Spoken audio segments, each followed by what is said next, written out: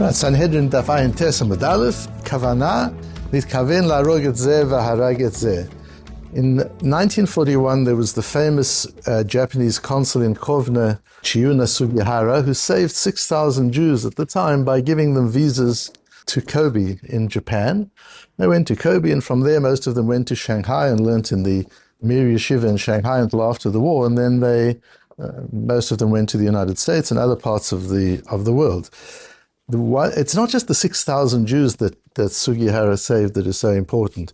What's important is who they were, because among those 6,000 Jews were luminaries who actually were responsible for the preservation of Lithuanian Torah that was brought to the United States, to Israel, and to other parts of the world. Sugihara, for his efforts, was fired after the war, and he became an odd jobs man. That's all that he could find to do after having been in the diplomatic service for his entire career. One of the people that was saved by Sugihara was Rabbi Michael Feinstein, who came into my study yesterday and taught me those principles of the underlying essence of Chilul Shabbos and why it's so important, and how to use that understanding to answer Rabbi Akiva Eiger's kasha. And fortuitously today, his chavrusa, his very close friend, who had a similar background, also learnt with all the great Rosh Yeshivas of Europe, with Rabbi Baruch Ber and with Rabbi Elchanan and with Rabbi Shimon Shkop, and also with the Brisker Rov, that same synthesis of the Yeshivish Torah of the Lithuanian world and the analytical method of the Brisker Rov, that same synthesis that Rabbi Michael Feinstein has, Rabbi Lapin has as well. Rabbi Lapin unfortunately died a young man. He was 56 when he died in the early 60s in New York, where he had established the Beis Talmud Yeshiva. But one of the great Gedolei Yisrael was Rabbi Lapin. And today Rabbi Lapin came and spent the morning with me, teaching me an understanding of Kavanah, especially in our sugya, which we'll see in a moment, and how to use that to resolve an apparent contradiction in the Rambam that the Ravid himself is concerned about. And what emerges from that as we work is to understand what Kavanah is. Today there's the movement of mindfulness. Everybody's into mindfulness, and mindfulness is important. But all that mindfulness does is it brings us onto the level of an animal. Animals are incredibly mindful, they're incredibly present. All that we learn in mindfulness exercises, animals have naturally. The problem is we lost it. As human beings, we became sophisticated, distracted, wrapped up in our thinking and our minds. And in the process of that, we lost the capacity to be mindful and to be present. And a lot of the movement, the mindfulness movement, is to recover that sense of mindfulness. But that's not Kavanah. Kavanah is a human capability that animals don't have. Kavanah is something much higher, and we'll understand as we go through a rather technical piece, and we'll come out of it with a clear understanding of the uniquely human quality of Kavanah and what that really means. The difficulty in the Rambam emerges from a machlokes Chachomim and Rabbi Shimon that we have in our sugya on the question of hamitkaven להרוג והרג. A person has intention to murder, but his intention was not to murder this person. His intention was to murder somebody else, or nobody specifically. But our sugya is dealing with a case where he has intention to murder one person and he lands up murdering another person. The Chachomim say in such a case, chayav, you're obligated. There's a death sentence for such a murder, and it doesn't matter that he didn't intend to murder this particular person, because he did intend to murder. That's sufficient intention. Rabbi Shimon says, "Hamitkaven להרוג והרג potter," that if a person intended to murder one person and landed up murdering somebody else, he's patur. The difficulty is that in one place the Rambam paskins like Rabbi Shimon, and in one place he paskins like the Chachomim. In Hilchos Nizkei Momen, where we're talking about an ox that gores, we learned that in Bava Kama, you remember, Daf Mem Daled, I think we had the sugya. The Rambam says that an animal cannot be stoned for goring unless it intended to gore him. Ad shetitkaven lahazik. lemishu chayev alav skila. There has to be intention. Says the Maggid Mishnah, we see from that, Ole michlal divrei Rabbeinu she'im nitkaven להרוג Reuven והרג Shimon שהוא נסכל. That it works that even though he might have intended to kill one person and he lands up killing another person. So Reuven is teasing him with a red flag. He goes after Reuven, intending to Reuven, and Shimon jumps into the way to try and protect Reuven, and he lands up killing Shimon. So he's intending to kill Reuven, he lands up killing Shimon. From the Rambam, it's clear that the ox is still put to death because it was deliberate, intentional goring. He was violent and intended to kill someone. However, in the case of our Gemara, in Hilchis Ritzicha, in the laws of murder, the Rambam says, "Hamitkaven להרוג את זה, והרג את זה patur." If you intended to kill one person and you killed somebody else, a sniper is shooting into a crowd of people and he's got his target on a particular individual and it lands up killing somebody else altogether, the Rambam paskins patur, even though we learn in Bava Kama that the ox and the human are governed by the same kinds of laws. So when the Rambam paskins that for an ox, if the ox intends to gore Reuven and he lands up goring Shimon, that nevertheless he gets the death sentence, you would expect the same to be in a situation of murder. But in the case of murder, the Rambam paskins like Rabbi Shimon.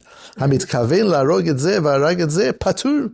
If you have intention to murder Reuven and you murdered Shimon, you don't get the death sentence. Asks the Ravid, this is Rabbi Shimon who's there. V'ein halacha Rabbi Shimon. The Rambam himself doesn't paskin like Rabbi Shimon. Nobody paskins like Rabbi Shimon. Why is the Rambam here paskining like Rabbi Shimon? That's the difficulty in the Rambam.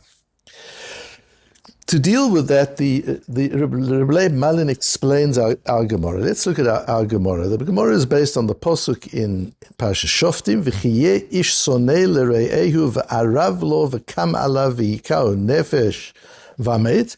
If a person has somebody he hates and he sets this person up as a target, and he then executes and goes and kills this person, and he dies, then that's considered murder.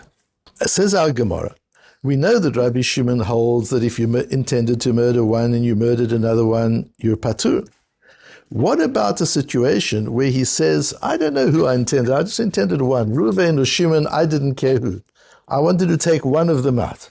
And I rammed my car into where they were standing at the bus stop. Reuven and Shimon were standing there. I just wanted to take one person out. And Reuven died. If Shimon would have died, I would have been just as happy. It makes no difference. What about that? Is that intentional enough for Rabbi Shimon? Or he says, I really wanted to take Reuven. He's a sniper shooting from a distance and he's got his eyes on Reuven. So he shoots at Reuven and thinking, so he's shooting the man he intends to shoot. There's no mistake. He aims at Reuven, he shoots at Reuven, except it turns out it wasn't Reuven, it was Shimon. He got the names wrong. He got the identities wrong, not the actual body of the person he got right, as Rashi explains. But the intent, he thought it was Reuven, it was Shimon, but that was the body he intended to buy. Is that sufficient intentionality? Answers the Gemara, Ad shiomar leploni ani mitkaven. No, according to Rabbi Shimon, you've got to be able to say, I killed the person, the identity, the individual, the body I intended to. There's got to be complete intentionality. Why? Where does he get it from? Because it says v'arav lo v'kam alav. It didn't have to say v'arav lo. That posuk could easily say v'chei ish sonei l're'ehu v'kam alav v'hikao. What's v'arav lo? And he targets this person. Ad sheyitkaven lo. The intention is to make it very clear that it's not just enough to have intention to murder. There needs to be more than intentionality, there needs to be directionality. It's directed at this person, and that's the person that I killed. Explains Rabbi Lapin that there really are two elements of Kavanah involved here. The one is the intention to murder.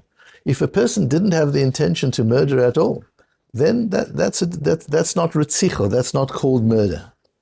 And the discussion here could be, how much intention do you need to have for it to be classified as murder? Or, says Rabbi Lapin, there's another possibility, and that is that Rabbi Shimon is teaching us that there's an additional law by Ritzicha. Generally, you've got to have intention to do the action. The same as with a mitzvah. You've got to have an intention to shake your lulav. You've got to have an intention to put on your tefillin. If you're doing it without any kind of intention, it isn't a mitzvah. Mitzvah strichas kavanah in that sense. However, in Ritzicha, there's an additional law that we learn from the Arav law. In murder, not only does there have to be intent to murder, there has to be intent to murder this particular individual who afterwards dies as a result of that act of murder. And in that case, the Gemara is discussing, does Rabbi Shimon hold where a person says, I don't care which one it is, I just want either Reuven or Shimon, it doesn't matter. Is that enough direction? If he says, I don't even know, if he says, as the Gemara says in the Inami case, Kasova Reuven v'nimtza Shimon, he thought it was Reuven, it emerges that it's Shimon, is that enough direction? I understand that there needs to be intention, but is there enough direction if there isn't absolute clarity at the time of the murder as to who it is that he's choosing to murder? And explains Rabbi Lapin, we see from the continuation of the Gemara that Rabbi Shimon holds there has to be absolute intentionality. If you can't name the person and say, I intended to kill that individual there, who is Reuven, and that is the person who died, if that doesn't apply, there's not enough intentionality. However, on the question of intention for murder, just the general intention, I need to have the intention to murder, not relating to the individual, to the object of the murder, but to the action of the murder, that's a different issue altogether. Explains Rabbi Lapin, this second level of intention that Rabbi Shimon teaches us from the Arav law, that I've got to intend that it's Reuven and not Shimon that I want to kill, that doesn't apply to an ox. An ox is not able to have that level of intentionality. So we know that there's got to be intentionality in the case of the ox. When the ox gores a human, he must have intended to gore. But there, all that applies there is the first level of intentionality, because the ox is an animal. The ox can't say, I don't care if it's Reuven or Shimon, I want either Reuven or Shimon, not anybody else, but either Reuven or Shimon. I wanted Reuven, I didn't want Shimon. That's not how the ox functions. The ox can say, we can see that the ox has an intention to be violent, that the ox has an intention to gore, and that's the only intention that you can work on with the ox. And therefore, in the case of the ox, the Rambam paskins like the Chachomim. And that is, in the case of the ox, that all you need is, even if the ox intended to go after Reuven, and he lands up going after Shimon, it doesn't make a difference, he's chayev. The ox doesn't have to be specifically intentional to the individual. But when it comes to Ritzicha, when it comes to murder, there he paskins like Rabbi Shimon, that you need the specific directionality of being involved with that individual. Many people talk about this difficulty in the Rambam. One of them is Reb Shmuel Rozovsky, and Reb Shmuel explains also some of the differences, because in murder it's not just a bein odom lemokim. You don't just get the death sentence because you committed the aveira of murder. There's also a bein odom lechavera. There's a civil case.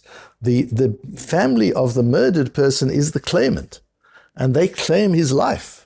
And he shows how that's a whole element in Ritzicha, and therefore there has to be a personal dimension to the intentionality of murder. I'm going after this individual.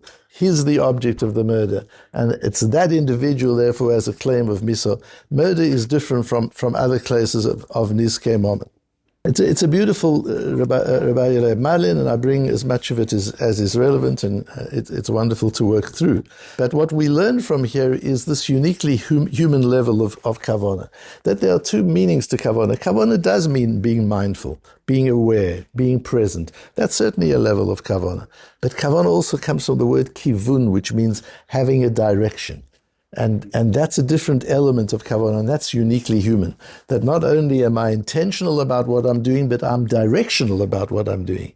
And we see that in the mitzvahs, for example. So in the Chovos Halvavos, in the third chapter of Sha'ar Cheshbon HaNefesh, he talks about that group of mitzvahs, which are probably most of the mitzvahs, where there has to be a physical action, and there has to be some level of intentionality. He says there are three sets of mitzvahs. There are mitzvahs which are just about the heart. You've got to believe, emunah. It's just a heart mitzvah. There are mitzvahs which are heart and action. For example, davening and learning Torah. You've got to say certain things, you've got to learn things, but you've also got to have intention. And then there's the regular mitzvah. In the case of the regular mitzvah, Ein lelev bahem shum hachnasa. You don't have to worry about the heart stuff. It's not a requirement of the mitzvah. When you're shaking your lulav, you don't have to be thinking all sorts of things. When you're blowing your shofar, you don't have to be thinking all sorts of things. When you're sitting in your sukkah, maybe sukkah could be a little different. Ela hakavanah leelokim bitchilat hamaaseh. There just has to be a direction. Why am I doing this? Who am I doing this for? What am I doing this for? I'm doing this for the Rebbeinu Shalom. That's the only kavanah you need in a mitzvah. Apart from that, what's important in a mitzvah is to do it accurately, to do it correctly. And in terms of kavanah, there are a lot of people who get very wrapped up in the kavanah of the mitzvah and the higher meanings of the mitzvah. That's fine to think about philosophically, but in the kiyum mitzvah, to fulfill the mitzvah, the focus is doing it accurately and knowing for whom you're doing it and why you're doing it. That's a uniquely human form of kavanah. It's not just about being present and being mindful and conscious of what you're doing. Of course you need to be that. But there needs to be a level of kivun as well. There needs to be directionality. So too in davening, where there are both the levels. In davening, there is the level of understanding what you're saying, of feeling what you're saying, of appealing to the Rebbeinu Shalom. But there also has to be kivun to it. But the minimum level of kavanah as you stand in tefillah is to know before whom you're standing and to whom you're directing your kavanah. So although here we're dealing with elements of murder and oxes going and a difficult sugya in Masechta Sanhedrin, one of the principles we learn, by the way, is that understanding of kavanah from the word kivun being not only intention but also directionality.